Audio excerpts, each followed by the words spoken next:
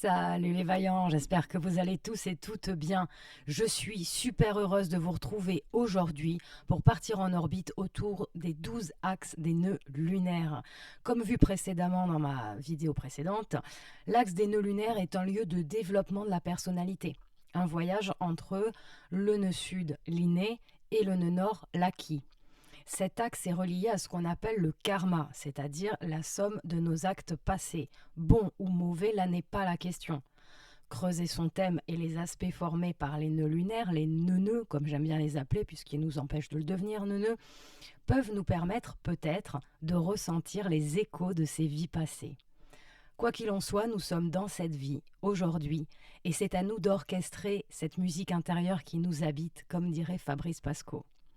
Bref, le nœud sud ne parle pas que de qualité de validation passée, il peut aussi contenir des mémoires moins drôles, des erreurs, des fautes qui aujourd'hui deviennent des excès, des exagérations. À nous d'épurer ce lieu intérieur et d'oser rejoindre la tête du dragon. Je vous invite à aller voir en description si vous voulez directement vous référer à votre nœud lunaire. Et pour ceux qui ont une passion dévorante pour l'astrologie, qui souhaitent rester avec moi tout au long du voyage, je suis ravie de vous compter parmi les vaillants du premier rang. À de suite les vaillants.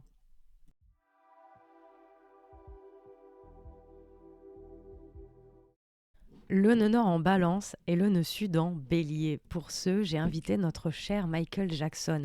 On change là d'hémisphère, on part des signes individuels pour se diriger vers les signes collectifs.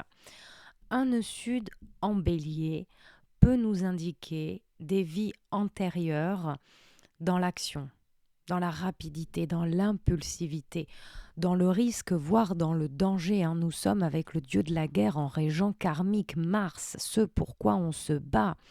Michael Jackson a d'ailleurs un Mars en taureau en maison 2. Ce sont des guerriers pour la terre, pour l'écologie, pour Gaïa, pour défendre la nature. En plus, Vierge, ascendant poisson, on est dans l'axe des animaux justement. J'en parlais dans la vidéo précédente avec Dali. Donc, on se fait gardien de la terre. Et connaissant un petit peu son œuvre, je trouve que c'est très intéressant d'avoir ce régent karmique à cet endroit-là. Le nœud sud en bélier en général peut nous indiquer qu'on a pu s'imposer, développer une forte personnalité dans nos anciennes vies, voire faire preuve d'individualisme. On est plus centré sur soi que sur l'idée d'être en couple à cette époque, à cette incarnation. Tout dépend de la période et de l'époque à laquelle on s'est incarné. En même temps, si on était incarné à une période où il y avait la guerre, on comprend bien que le couple, on verra après, il y a des choses à défendre. Donc le reste du thème, les régents karmiques et le reste des aspects à vos planètes dans votre ciel peuvent indiquer la nuance. Est-ce qu'on a fait preuve d'individualisme ou est-ce qu'en fait on s'est battu pour des nobles causes? Est-ce qu'on a été un peu chevalier servant de la table ronde quelque part? Donc, si justement ce Mars, ce régent karmique est en dissonance avec des planètes on fire, comme par exemple Jupiter, Uranus, Pluton, ils ne sont pas dans la demi-mesure, ou même le Soleil, ça peut valider le fait que on a pu faire preuve d'individualisme, on a pu être violent et agressif. Parce qu'on s'est battu, parce qu'on s'est protégé. Est-ce qu'on l'a bien vécu? Est-ce qu'on l'a subi? Justement, pour prendre exemple sur le thème de Michael Jackson, pour vous montrer comment ça fonctionne l'interprétation au niveau astrologique, je regarde où est son nœud nord, donc du coup il est toute fin balance, et où est-ce qu'est donc du coup son nœud sud, toute fin bélier. Et ce qui est hyper intéressant et émouvant, c'est que nous avons Lilith, la lune noire en bélier, qui est déjà un placement dit karmique, et qui nous renseigne sur le fait que dans cette vie, la violence, ça va pas passer. On va se sentir démuni face à la violence, face à quelqu'un qui crie, face à quelqu'un qui est dur. On a énormément de sensibilité. Et d'ailleurs, je repense à une anecdote où, en plein concert, il a fait arrêter le concert pour éviter d'écraser un insecte qui était sur scène. Voilà, donc quand t'es ascendant poisson, t'es vierge solaire, t'as la lune en poisson, t'as le nœud nord en bélier, t'as Lilith sur le... T'as le nœud nord en balance, mais t'as Lilith sur le nœud sud en bélier. Personnellement, Ça n'engage que moi, mes canaux, mes intuitions, mes analyses, etc. J'ai souvent eu le mot prophète quand je regardais le thème de Michael Jackson. Voilà, à bon entendeur. Donc, on a pu, d'un autre côté, être dans nos vies passées en mode chevalier de la table ronde, hein, dans cette image, hein, dans ce cas-là, on regardera les bons aspects de Mars, par exemple à Jupiter ou à Neptune, quoique c'est à double tranchant avec Neptune, toujours pareil. Hein. On parlera ici d'actes nobles. Hein, voilà, c'est toujours le reste du thème qui va nous permettre de peaufiner l'analyse et de un petit peu plus être précis. Dans cette vie Nord-Balance, on vient lâcher sa capacité d'être indépendant, voire impatient. On va apprendre à faire avec l'autre sans imposer sa temporalité. J'en connais beaucoup des notions en bélier. Votre spontanéité est adorable, mais souvent on peut très vite prendre ça pour une obligation en fait. Hein. Donc vous avez envie de faire ça maintenant, de suite, avant d'imposer, ou peut-être que pour vous c'est proposer, hein, une activité ou quoi que ce soit, regardez dans quel état est l'autre. Est-ce qu'il est dans une disposition à recevoir votre message? Voilà, c'est à bon entendeur. Et vous êtes trop mignon, vous êtes hypersensible, vous êtes... on va le voir dans le petit détail de mes petites notes, mais vous êtes fabuleux, quoi. Donc, assumez votre part créative, assumez votre sensibilité, hein. Cultivez cet équilibre intérieur. Hein. Donc, cette spontanéité peut se transformer en obligation et c'est bien dommage. Apprendre à se reposer, à ne pas être toujours dans l'action, dans le faire, dans la lutte. Essayez peut-être de créer une vie de couple, une vie à deux, en tout cas être et faire à deux. Essayez de se créer des unions, de faire en association avec les autres et non contre les autres. Développez votre sens de l'esthétique. Hein. Rester en jogging toute la journée, ça peut vous desservir. Faire gaffe aux tenues vestimentaires. Prendre le temps de se faire beau ou belle. Ça peut aider à se rapprocher de son nord en balance. Et vous ne le faites pas que pour les autres, vous le faites aussi pour vous. Hein, faut pas cheater notre voyage vers la tête du dragon quand même. Développer, assumer sa douceur, sa parcimonie, sa courtoisie. Hein. Quand on se fait doubler dans la file d'attente au supermarché, le nœud sud en bélier, il a qu'une envie, c'est renverser la mémé qui vous a doublé, quoi. Ben oui, mais si dans une ancienne vie, on a été moine Shaolin, on a été guerrier, on a été chevalier servant, on comprend aussi. Hein. Mais peut-être que si vous le pouvez, laissez passer la mamie parce que ça peut se retourner contre vous si vous décidez de faire votre vendetta, quoi. Alors que le contraire, hein, un nœud nord en bélier, un nœud sud en balance, c'est tout le contraire. S'il se fait doubler, faut qu'il ouvre sa bouche. Je failli dire en gros mots, désolé, j'ai bugué. Faut qu'il ouvre sa bouche. Voilà. Non, madame, vous êtes à la retraite. Vous me doublez alors que, en plus, vous avez plein de trucs qui vous servent à rien. Hein. Alors, s'il vous plaît, faites-moi place. Tout le monde va applaudir là. Hein. Donc, tenir compte des autres, hein, tout simplement, avec le nœud nord en balance, le nœud sud en bélier, faire du sport plutôt en collectif ou en équipe plutôt qu'individuel, et ne pas se sentir en compétition avec le monde au moindre truc, quoi. Le bélier démarre, il lance, il donne naissance. Donc évitez de commencer 1000 trucs en même temps et de ne pas les terminer. Hein. Terminez ce qui a été entrepris. Si vous avez du Sagittaire à balle en plus, ça va pas être fastoche, je comprends. Mais attention à ça aussi parce que vous pouvez vous fatiguer et fatiguer les autres. C'est un axe qui est relié à l'énergie vitale aussi avec le nœud sud en bélier et Mars. Hein, donc faites gaffe à vous quand même parce qu'en plus vous allez vous détester. Et il n'y a rien de pire que l'énergie bélier qui se retourne contre nous-mêmes, quoi. Dans ma petite expérience, j'ai souvent vu des thématiques avec la colère, avec la rage, avec la violence avec ce nœud sud en bélier. C'est pas rigolo du tout, hein, dans certains cas. Donc développer votre équilibre intérieur va être primordial pour ne pas vous laisser envahir par ce trop-plein de feu. Vous êtes souvent hypersensible, alors assumez votre douceur. Et l'autre vous aimera d'autant plus parce que oui, on est souvent aimé, apprécié pour les qualités développées en nord. Donc soyez doux, soyez romantique, soyez conciliant, soyez dans l'écoute de l'autre. Ne pensez pas que votre vie dépend de votre présence et de votre activité incessante.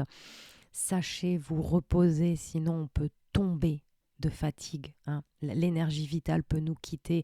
On a des images avec Michael Jackson sur scène qui se donne tellement à fond avec ce soleil vierge, système planétaire en 6. Que voulez-vous, la précision, le bourreau de travail qu'il était, avec ce nœud sud en bélier peut-être, qu'il a vraiment tout donné et parfois jusqu'à avoir les jambes coupées. Donc faites gaffe à vous, on a besoin de vous. On aime votre spontanéité, mais on aime surtout échanger et être dans la parcimonie, dans le partage avec vous. À plus tard. Le nœud nord en scorpion et donc le nœud sud en taureau.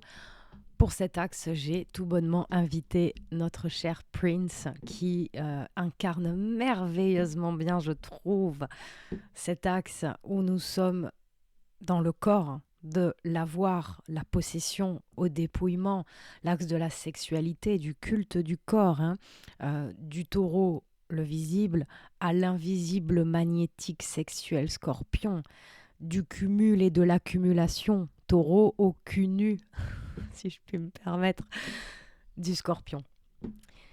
Avec un nœud sud en taureau, on a pu avoir des vies antérieures reliées aux richesses matérielles, au plaisir du corps, des sens, à l'hédonisme, à la sensualité. Un côté aussi sécurisant, routinier, le taureau tranquille dans son pré qui se fait bousculer dans cette vie par l'eau marécageuse des scorpions, quoi. On a pu être très dans le concret, dans le tangible, dans le visible.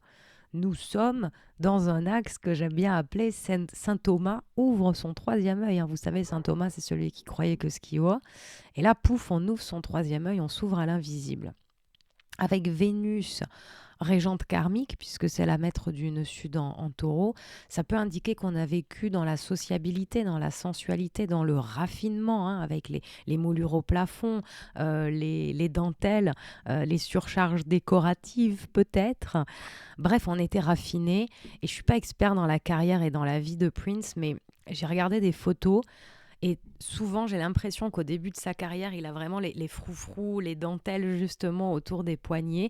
Et plus on avance dans le temps, plus il se dénude. Il finit torse nu et ça lui va merveilleusement bien. Je vais vous mettre son thème de toute façon avec un soleil en maison 8, donc chez le scorpion, un ascendant scorpion et Pluton, planète maîtresse du scorpion, en plein milieu du ciel. Que voulez-vous, il s'est mis de quoi traverser cet axe nodal, finger in the nose, et puis on l'aime quand il est dans ce côté scorpion. Donc, le taureau en nœud sud est connu. De toute façon, le taureau pour être têtu, c'est-à-dire qu'il a eu une tête grâce au bélier. Le bélier, c'est la tête. Et le taureau, c'est souvent le cou et les épaules, puisqu'il a eu une tête, il a été têtu.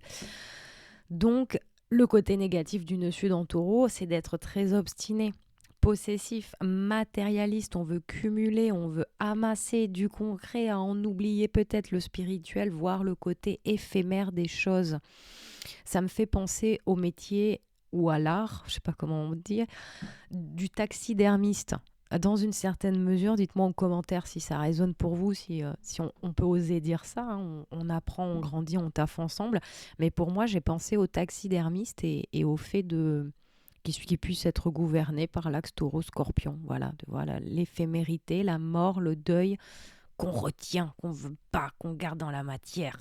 On prend quand même le corps, le cadavre, et on l'immortalise alors qu'il est mort. Bref, je trouve que ça a peut-être en lien avec cet axe-là.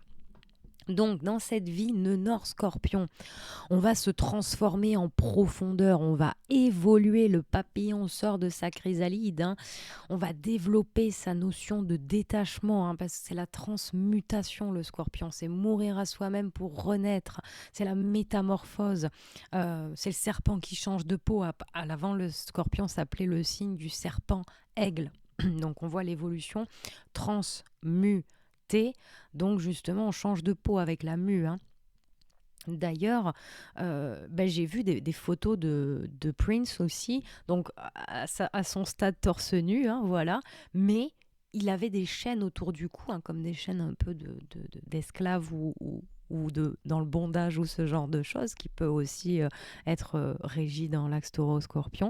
Et je trouve l'image frappante. Voilà, on se dénude, on se dépouille, mais la possessivité, l'attachement, la matérialité qui est là, quoi.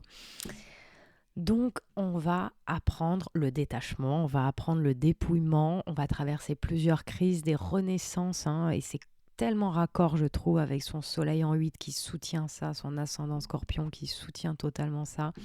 Le côté Neptune aussi en scorpion, très nébuleux, le fantasme, le rêve, la chimère, le côté androgyne, le côté métamorphe.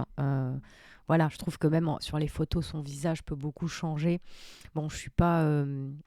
Comment ça s'appelle, mince, quand on arrive à reconnaître les visages facilement. Voilà, j'ai pas cette faculté-là perso, donc peut-être que c'est moi qui suis voilà pas physionomiste assez pour me rendre compte, mais je trouve que ça se voit vachement et ça porte cette idée de transformation. Donc en fait, les nœuds nord en scorpion, vous allez vers plus d'intensité dans la vie, plus de profondeur. Et n'ayez pas peur en fait de ces sables mouvants, de ce saut à l'élastique.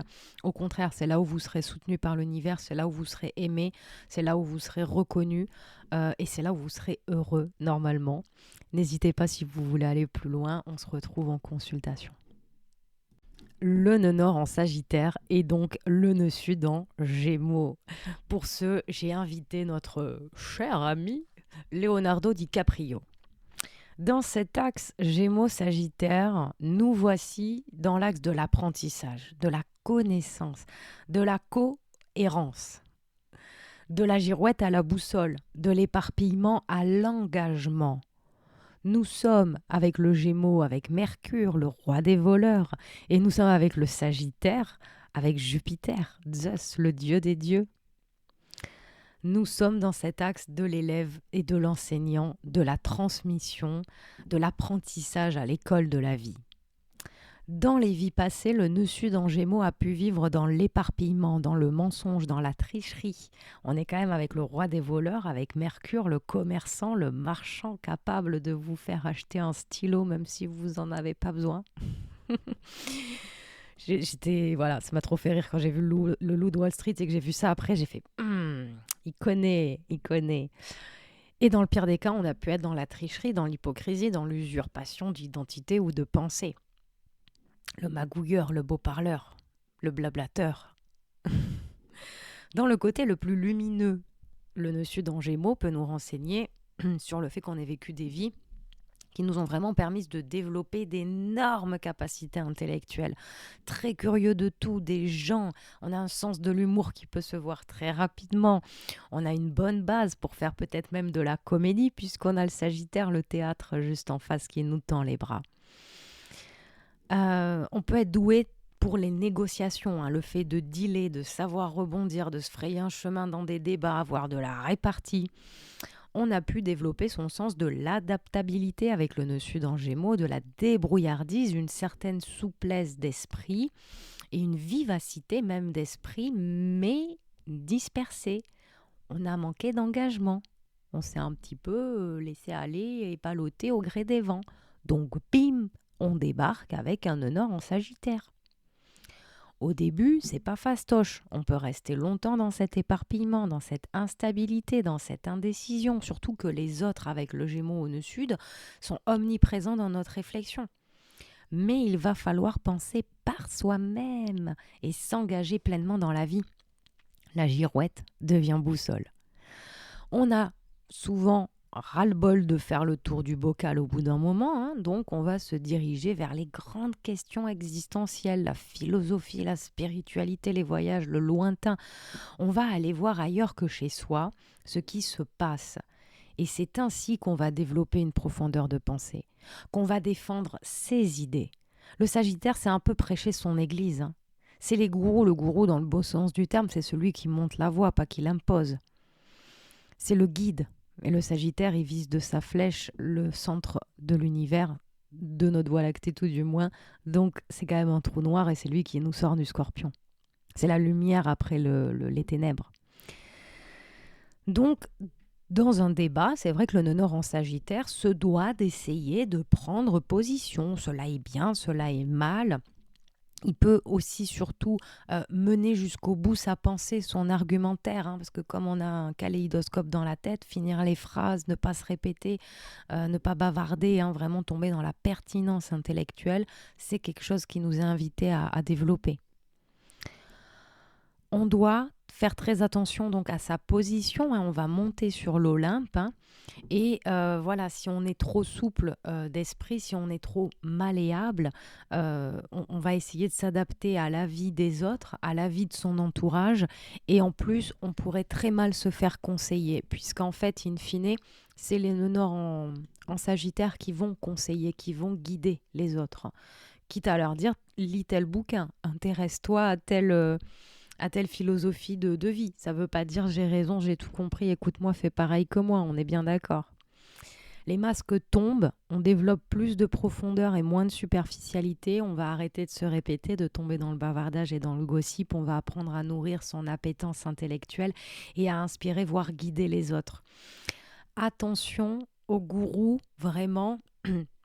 Surtout avec Leonardo DiCaprio, je ne sais pas où il en est au niveau de la spiritualité et du mysticisme, mais il a quand même Jupiter, le maître de son nœud nord, en poisson, en maison 5 conjoint Lilith. Hein. Donc déjà, Lilith est un point dit karmique avec le poisson, c'est une chute de l'âme au niveau du mysticisme, du divin, de Dieu.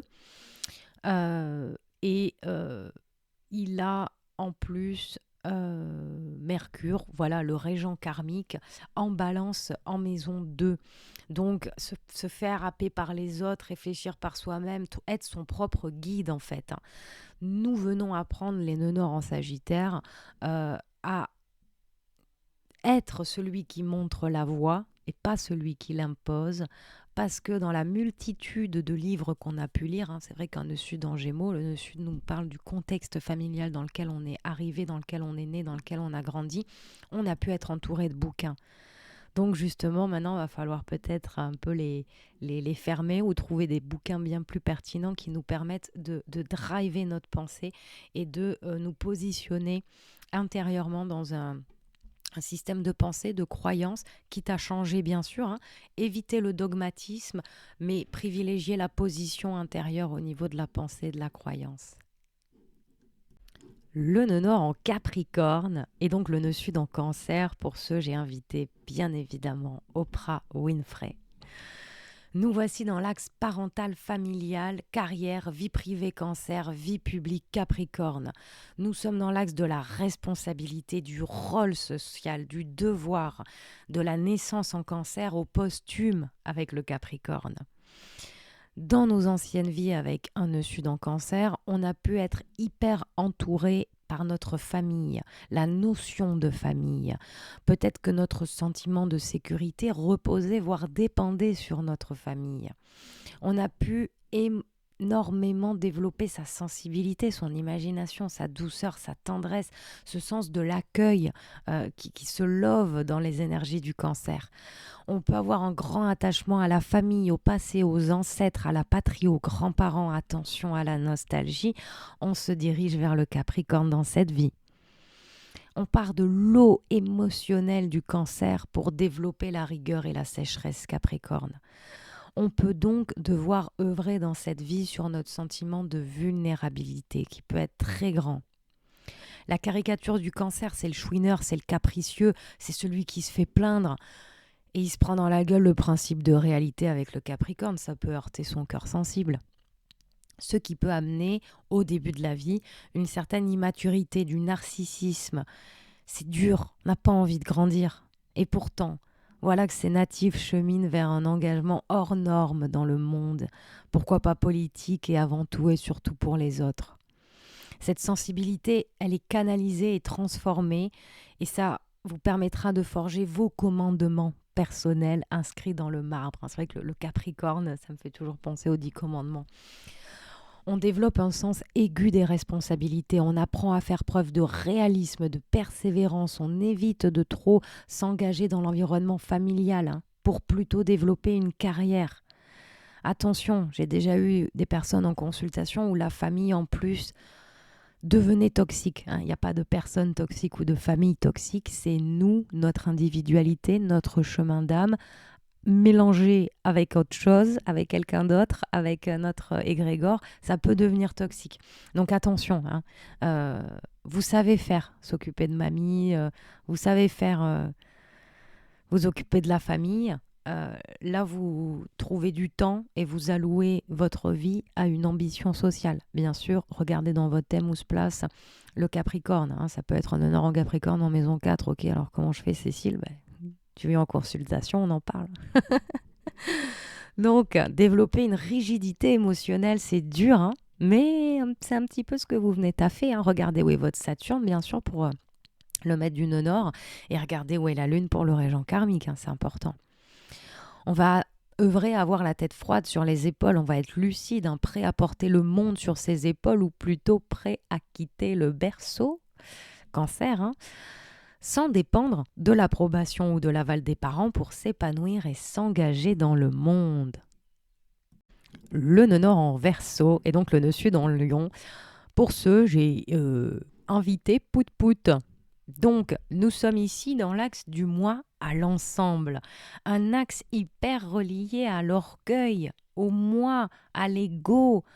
De tout seul, le lion, on va vers faire ensemble. C'est pas fastoche dans ce sens-là. C'est mieux dans l'autre, hein. On l'a vu dans l'autre vidéo, quand on part du Verseau pour aller au lion. Non, c'est toujours mindfuckette, c'est toujours contre-intuitif. On est tous égaux face à l'épreuve, face à la dynamique, face à l'épopée, voilà, qui nous attend dans cette traversée du dragon pour aller vers la tête. Donc, un nœud sud en Lion peut nous indiquer des vies antérieures de prestige, d'honneur, de luxe, de beauté, mais aussi de pouvoir sur les autres. Et avec Pout Pout, on va le voir de suite, nous avons du monde sur son nœud sud en Lion. Donc, il a un nœud nord en Verseau en maison 4, on voit le fer à cheval en bas. Le milieu du ciel en Lion, pile justement sur son nœud sud. Pluton, et Lilith. Donc, je trouve que lui, hein, l'idée d'avoir du pouvoir sur les autres, hein, je vous l'ai montré dans les autres passages des vidéos sur les nœuds lunaires, on a la théorie. Après, on va voir dans le thème comment ça se passe, les régents karmiques qui sont où. Et là, ça commence à parler au niveau karmique. Est-ce que la personne, elle a fait des actes nobles dans son passé, avec le nœud sud en Lion?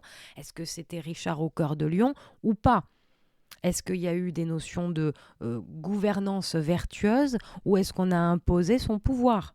Bon, quand on a justement un nœud sud en 10, conjoint Capricorne, milieu du ciel, on est plutôt, je crois, dans obliger les autres.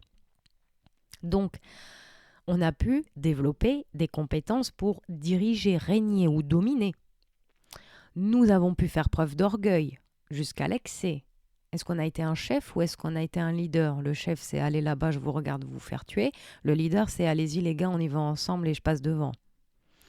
Le lion est relié au cœur et donc au courage. Hein, c'est la même étymologie, cœur et courage. À la volonté. Mais a-t-on imposé sa volonté? La question se pose. Est-ce qu'on est Richard au cœur de lion ou pas? Le chemin vers le nœud nord en Verseau ne consiste pas à s'amputer de son ego. Le Verseau peut avoir un ego, et un sacré ego aussi. L'idée est, je pense, de prendre de la hauteur sur soi, de quitter les contrées chatoyantes de notre nombril pour s'intéresser à du plus grand et du plus haut, mais s'intéresser à soi quand même. Aller vers une connaissance de soi bien plus grande, bien plus profonde. Pourquoi pas, par exemple, avec l'astrologie? Le nœud nord en Verseau est gouverné par Uranus. Uranus, c'est l'astrologie. Donc, c'est juste que le miroir, parce que le miroir est un objet étroitement relié au lion, le miroir est peut-être obsolète, alors que sa participation personnelle au sein d'un collectif, son rayonnement social peut être plus intéressant à développer, on va dire. Donc ne plus chercher l'attention ou l'approbation, les honneurs des autres, hein, privilégier une implication sociale et humaniste, voire amicale, plutôt que de cultiver, voire enchaîner les relations amoureuses. Hein. Le nœud sud en Lion peut nous indiquer que l'individu, dans une ancienne vie, dans ses anciennes vies, il a vachement mis de l'attention, du temps sur le relationnel, l'amour, la famille. Et là, on vient plutôt peut-être s'intéresser aux amis. Peut-être même que c'est une notion abstraite d'avoir des amis. Peut-être qu'on a plutôt une cour autour de nous. Vous voyez un petit peu. Bon, après, je suis inspirée de l'image que j'ai à l'écran aussi. Donc, à vous de voir dans votre thème, bien sûr. Gouverné par Uranus, donc le nœud nord, hein, donc c'est une charge de rupture, c'est une planète qui a 98 degrés d'inclinaison, donc quand elle tourne sur elle-même, elle roule sur son ventre, elle ne fait rien comme tout le monde. C'est l'octave supérieure de Mercure, hein, donc on parle quand même du mental supérieur. On peut avoir des destinées imprévisibles, voire insolites, hein, avec un nœud nord en Verseau, avec un Uranus au nœud nord, hein, traduisez bien sûr. C'est pas réservé qu'au nœud nord en Verseau d'avoir des destinées imprévisibles et insolites. Le nœud nord en Verseau demande aux natifs de redescendre de son piédestal, de Sud en Lion, de cultiver sa créativité, sa modestie, afin de enfin pouvoir partager son individualité et son originalité, retrouver avec les autres, être dans la participation. Ça ne veut pas dire vous perdre dans le collectif, mais voilà, puissiez-vous rayonner, vibrer et inspirer par cette affirmation personnelle que vous avez de manière innée pour soutenir des projets qui sont bien plus grands que vous. Au passage, il faut savoir que Vladimir Poutine a quand même un thème étroitement relié au thème de la Russie. Donc voilà, la mère patrie, parfois même je me demande s'il n'y a pas une pseudo-incarnation d'une partie de l'égrégore, c'est un peu chelou, hein, il comprendra qui comprendra. Donc voilà, je comprends aussi ce poids qu'il peut ressentir. Je parlais d'Uranus avec le maître du nœud nord en Verseau. On a aussi Saturne, hein, qui est maître des Verseaux. Et vous voyez, il est conjoint très proche du Soleil en Balance en maison 12, alors qu'il a ascendant Scorpion. On voit bien le côté KGB, on voit bien aussi le poids des responsabilités. On voit bien aussi que c'est un enfant qui a dû naître dans un environnement où c'était compliqué de s'adonner à la naïveté et regarder les papillons, quoi. J'espère qu'il a pu le faire quand même, mais bon. Voilà. Et nous voici arrivés à la fin de notre épopée, le nœud nord en Poisson, le nœud sud en Vierge. J'ai bien évidemment invité pour illustrer cet axe notre très chère Adèle. Nous sommes dans l'axe du concret avec la Vierge et du subtil avec le Poisson, du contrôle avec la Vierge et du lâcher-prise avec le Poisson, de la minutie à l'inspiration. C'est aussi un axe relié aux soins et à la guérison, à la dévotion et au sens du service. Le nœud sud en Vierge peut nous indiquer des vies antérieures dans la logique, dans la minutie, dans l'esprit critique, dans le sens du détail. C'était un signe anciennement appelé le signe des esclaves. Donc on a pu aussi être dans un rôle subalterne, être dans l'utilitaire, être dans le devoir, dans le service, dans les obligations, dans le quotidien. La santé et l'hygiène, qu'elles soient physiques, mentales ou psychiques, ont pu être aussi très importantes et ça restera bien sûr des thématiques importantes dans cette vie. Le hic avec le nœud sud en Vierge, c'est que nous avons pu être ou devenir hyper anxieux. On veut tout comprendre. La Vierge, son rêve, c'est de maîtriser complètement l'algorithme dans lequel on vit, que j'appelle Lulu ou l'univers. Elle voudrait tableur excelliser Lulu, tu vois, la Vierge. Le problème, c'est qu'en fait, quand on ne peut pas maîtriser, quand on ne comprend pas tout, on tombe dans le contrôle. Et là, il n'y a rien de pire pour la Vierge. Donc, on peut être très critique envers soi-même. Ces émotions sont abstraites. C'est complètement abstrait, en fait, pour la Vierge, les émotions. On a pu même les refouler. Tout ce monde intérieur au profit d'un dévouement à la sacro-sainte réalité du tangible et cartésienne jusqu'à peut-être se couper de sa spiritualité, de cette vie intérieure, de ce monde plein de couleurs qui nous habite. On a pu donc refouler ces émotions, développer une étroitesse de vue, un manque de confiance en soi bien évidemment puisque la Vierge quitte symboliquement le lion, donc les signes qui se suivent sont d'énergie contraire, donc bien sûr on vient rattraper l'excédent. Donc, on peut décider de revenir avec un nœud nord en Poisson, histoire de lâcher la montre, histoire de lâcher le tableur Excel, de réouvrir cette boîte de Pandore pleine de couleurs qu'on a laissée depuis trop longtemps au placard des choses à faire plus tard, parce que là, il n'y a pas le temps. Là, il y a des trucs plus utiles et concrets à faire. Et bim, non, pas forcément. et pas dans cette vie. On essaie de calmer son anxiété, son désir d'être parfait, d'être utile. C'est encore saint Thomas qui ouvre son troisième œil, mais avec tous ces corps subtils là. On évite l'analyse précise cartésienne pour faire preuve de plus de largesse d'esprit. Et pourquoi pas développer un esprit religieux, mystique, spirituel. S'ouvrir à la compassion, quitter la critique pour s'ouvrir à la compassion, celle pour les autres, la méditation, accepter de croire sans voir. Et le pire, aïe aïe aïe, apprendre à se fier à son intuition. Saisir les opportunités que la vie nous propose sans prendre son agenda pour voir si ça rentre dedans. S'adonner à son monde émotionnel, la musique, le chant, la peinture, l'art. S'exprimer spontanément, s'abandonner sans vouloir contrôler ni limiter son être. Donner et se donner sans arrière-pensée. Nager dans la globalité plutôt que de se perdre dans le détail. Lâcher prise, lâcher l'emprise qu'on a sur soi-même, accueillir l'imprévu, regarder un oiseau par la fenêtre et alors qu'on fait sa vaisselle et qu'on a encore plein de choses à faire à la maison, décider d'aller se promener. Être soi, pour une fois, tout simplement, et vivre dans le cœur plutôt que dans la tête. Voilà mes chers nonors en poisson, on a un lien particulier, vous et moi j'imagine. Donc c'est avec émotion que je vous dis à bientôt là-haut les vaillants. Bis cosmique sur vos tronches. Nous voici arrivés à la fin de notre épopée cosmique. Nous sommes partis en orbite autour des 12 axes des nœuds lunaires en s'inspirant de célébrités pour soutenir les propos pour illustrer. J'espère que ça vous a plu, peut-être que vous vous êtes reconnus. N'hésitez pas à me partager en commentaire vos impressions. Et si vous voulez aller plus loin, les vaillants, vous avez en description le lien vers mon site internet. Au grand plaisir de vous retrouver là-haut, les vaillants. Bis cosmique sur vos tronches.